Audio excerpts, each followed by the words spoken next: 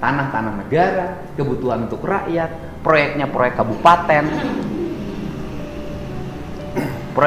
kabupaten, terus kemudian, loh saya ngapain ngeluarin uang 10 juta buat ibu? Udah kasihin orang miskin aja yang lain. Saya juga miskin, Pak. Ya, juga miskin kan? Kenapa miskin? Gayanya orang kaya. Kan ini harus dibenerin cara berpikir begini. Anak ibu kalau modelnya begini, rumah nggak punya, ya kan? Iya. Sekarang kontrak udah punya uang kontraknya. Iya, masih nyicil sih, baru ngambil berapa bulan. Ibu nyicil berapa bulan? Udah kalau gitu saya nggak usah bantu ibu deh.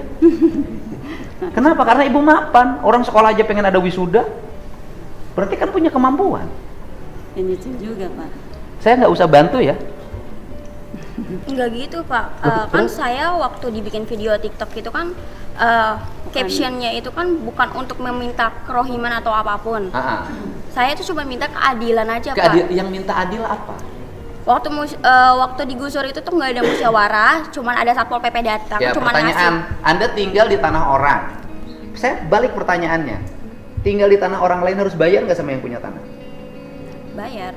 Kalau saya balik nuntut, Pemdanya suruh minta tagihan, dihitung berapa tahun ke belakang bayar tiap tahun.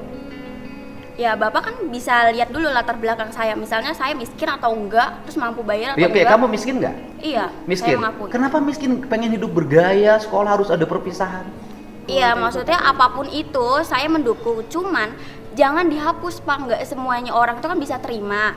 Terus kalau misalnya kayak wisuda dihapus, terus misalnya Bapak juga ngebalik minta pajak sama saya, padahal kan saya miskin, apakah? Bukan minta pajak, saya balik. Anda Iya. miskin, tapi jangan sok kaya.